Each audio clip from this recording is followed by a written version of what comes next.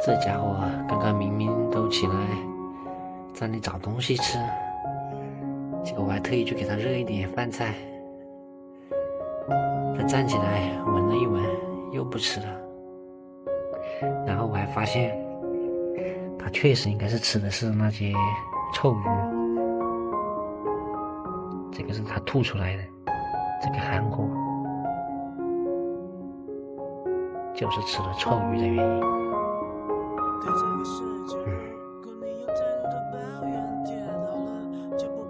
你看看，你下次还去不去吃了？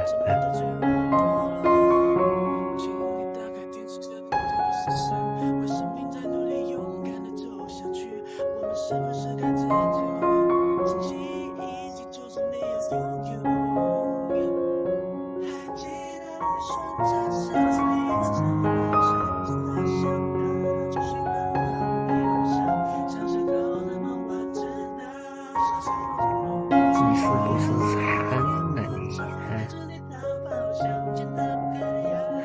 这个留到这里，看看等会吃不吃吧。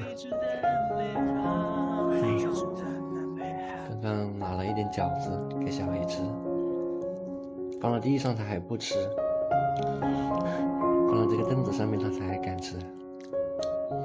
哎，现在白石老人不在家，他还是这么怕，再搞一点给他吃。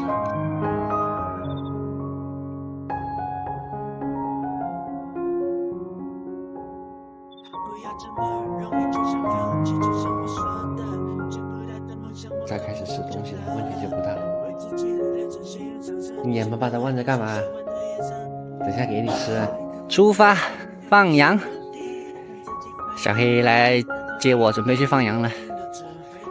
白手他还是没回来，昨天晚上喝水都是偷偷摸摸回来喝。哎，这只小不点又单独跑到这里来吃菜苗了。哇靠！我真的是，这些都摘了没多久的，人家全被你吃了，真的是服了。这真的是妈妈不管，爸爸不爱，他自己就随便了。哎呦，终于让他们全部汇合了。这上面就基本上随便他们怎么浪了，只不过最上面那里就过了那个林荫小道，那里有人种了红薯，把守住那一个地方基本上就 OK 了。这群羊刚刚本来都往上面那个林荫小道那里去了的，哎，结果他们突然之间转向到人家这个墓碑这里来，我真是脑壳痛。现在赶又不太好赶了，我靠，真是服了。大咩干饭还是认真的，这里都没怎么动的。我刚刚下去找一下新牛条们，然后守了他们将近快1个小时了。大咩还在这里，就那个树叶种的地方，带着他的3个孩子，厉害厉害厉害！傻狗子这2天表现还可以，不离开了，知道守在这里，知道小黑还没完全恢复，好样的，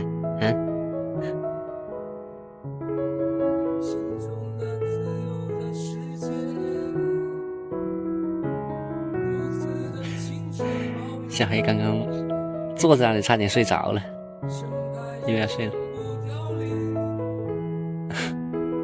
你直接躺下吧，你直接躺下，你都还没有完全康复呢，直接躺下吧。哎，躺又舍不得躺下。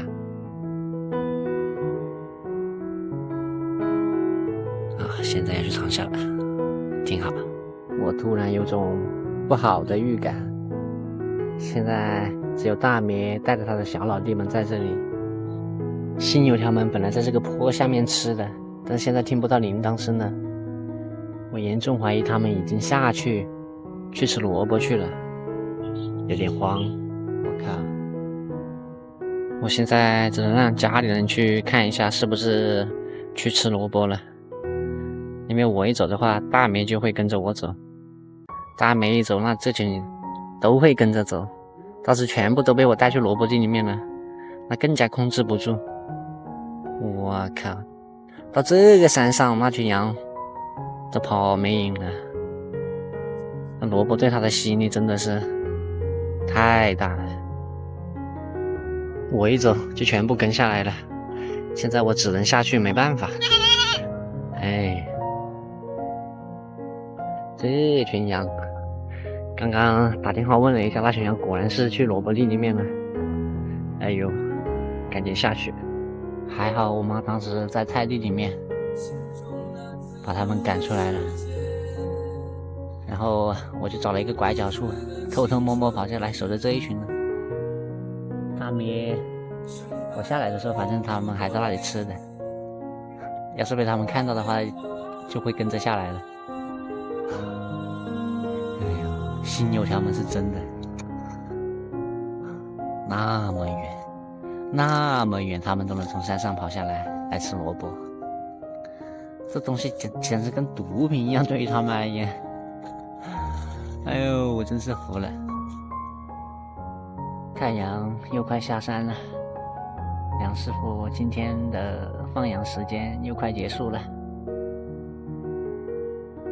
时间差不多了，先把这群惯犯小偷赶回去，再去看一下大咩。鸡哥为了偷吃也是厉害啊，这么高的他飞进去又飞出来，厉害厉害厉害！刚刚把新油条们赶回去的时候，发现大咩他们已经回去了，但是一队数量少了一只，也是这只小老鼠，真的是服啊！它也是一个特别喜欢往地里面钻的，真是服了。让它再吃一会吧，让它自己回去，它已经造成不了太大的威胁了。我要去找一下白手套，看白手套在哪里。那家伙，哎，白手套这家伙刚刚居然蹲在这个树枝里面，看也看不到。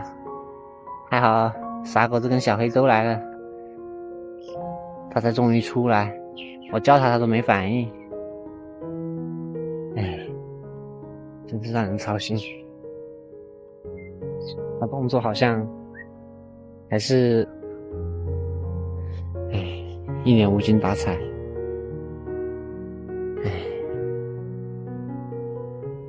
直接回去睡好不好？啊？你睡到这里干嘛？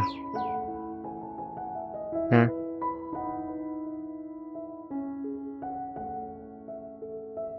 哎，这毛都硬。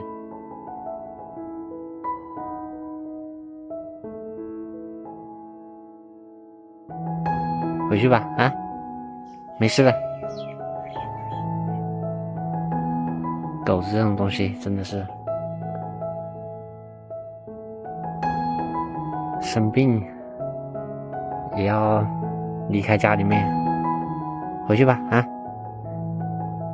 明天白天你再出来找点草药吃啊。和嘴巴这里又是吐的。回去吧，啊！他还是不想回去，准备往草里面钻。哎，睡家里面不暖和一些。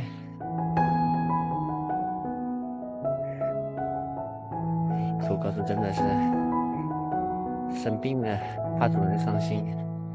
他要是临终了的话，也会离开家里面。真的感觉，这到底是什么驱使着他们呢？哎，他还不准备回来，我只能把他抱回来了。再怎么样，家里面还是温暖一些。他要出去找草药的话，他明天白天可以去找。双目无神。小黑那次是实在找不到沙盒子，也没有跟着去找。但这次是2只狗子去找1只狗子，还是一次性就找到了。不过如果没有狗子的话，我是真找不到，都在那种地方。希望它快点好起来吧。3只狗子奔跑在画面。